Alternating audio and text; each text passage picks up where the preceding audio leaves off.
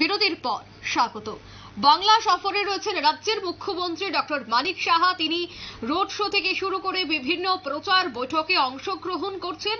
আজ দেখা গেছে তিনি উত্তর কলকাতার প্রার্থী তাপস রায়ের সমর্থনে রোড শো করেছেন এবং সেখানে প্রথমে বিবেকানন্দের মূর্তিতে মাল্যদান করেন, তারপর কর্মসূচি শুরু করেন মানিক সাহা। বাংলার দল ভালো ফল করবেন এমনটাই জানিয়েছেন রাজ্যের মুখ্যমন্ত্রী।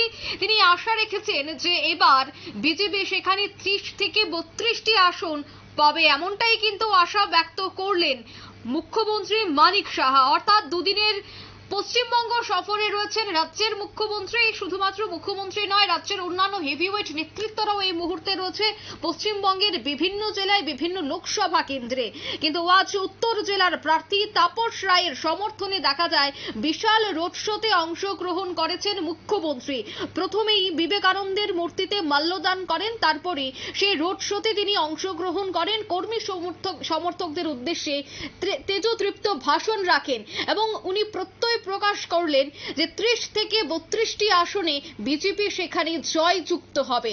ঠিক তিনি কি বলেছিলেন শোনাবো।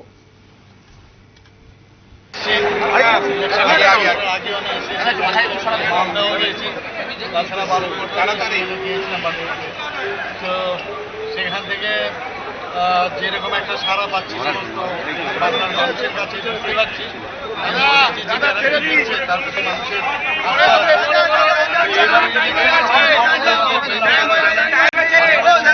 নির্বাচন, এই নির্বাচন শুধু 5 বছরের জন্য নয়, মানে আগামী আমরা প্রধানমন্ত্রীজি বারবার বলছেন যে 1000 বছরে আমাদের কোন দিকে আমাদের ভারত যাবে তার নির্দেশ এবং নির্দেশিকা সেগুলি তৈরি হবে। এর জন্য ইম্পর্টেন্ট খুব প্রয়োজন। আর বিশেষ করে বাংলার, যেটা আপনি একটু আগে বললেন যে জঙ্গলরা, সেটাকে অবশ্যই আমাদের মুক্ত করতে হবে এবং আমি নিশ্চিত যে এখানে যে 42টা যে আমাদের আসন সংখ্যা আছে তার মধ্যে আমরা 30 থেকে 32টা আমরা আসন পাবো। পাশের রাজ্য থেকে যখন পশ্চিমবঙ্গের খবর শোনেন,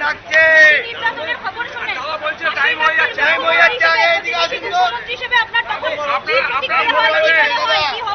কি বলবো, এর থেকে দুঃখের কিশোর আর কিছুই হয় না। আমরা দেখছি এখানে যেখানে মাননীয় প্রধানমন্ত্রীজি নারী শক্তিকে আরো শক্তিমান করার জন্য যেভাবে উনি চেষ্টা চালাচ্ছেন, এখানে আপনারা সবাই জানেন যে উনি আমাদের মাননীয় প্রধানমন্ত্রীজি যেভাবে একটা আনছেন নারীদের উত্তরণের জন্য, 3% রিজার্ভেশন পার্লামেন্টে এবং আমাদের বিধানসভায় সব দিকে নারীদের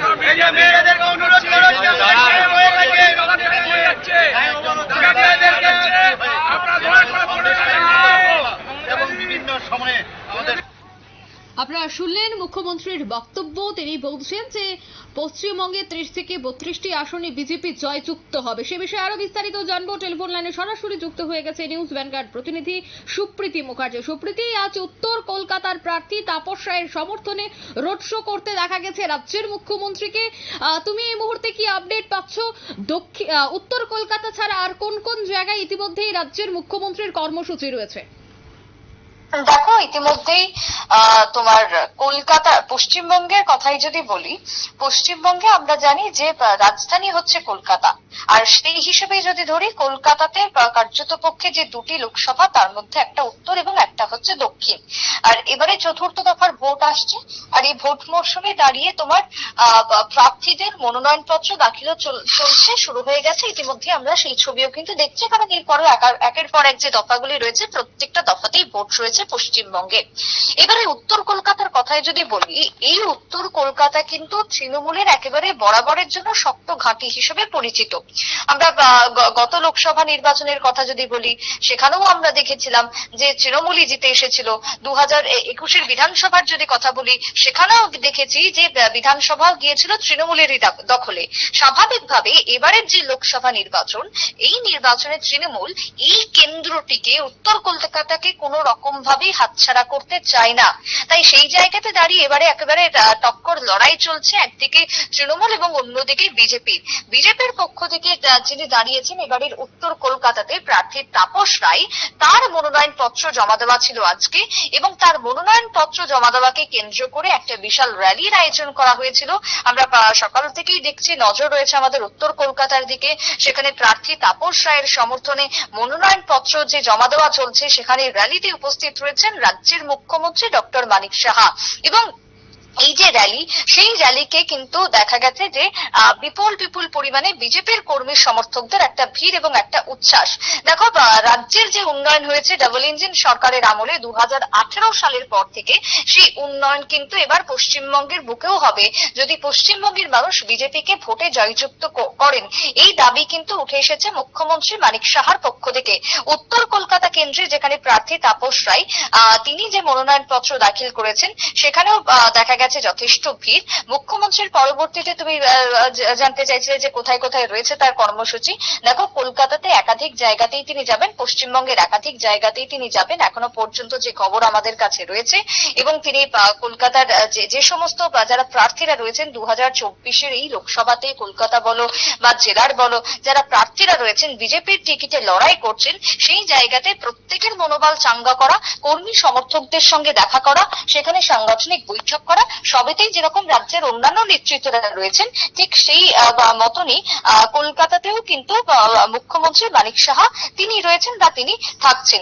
এবারে যদি বলি যে এই যে তোমার তাপস রায়, তার বেশ কিছু বলতে গেলে তার বর্তমানে আমরা দেখছি যে তিনি বেশ কিছু প্রতিশ্রুতিও দিচ্ছেন কলকাতার, উত্তর কলকাতার মানুষের কাছে। কারণ উত্তর কলকাতা আমরা জানি যে একটি বনেদি এলাকা বা ধরো একটু পুরনো কলকাতা, সেই জায়গাতে দাঁড়িয়ে মানুষের কাছে তার প্রতিশ্রুতি থাকছে, জয়যুক্ত করলে উন্নয়নের প্রতিশ্রুতি তিনি দিচ্ছেন।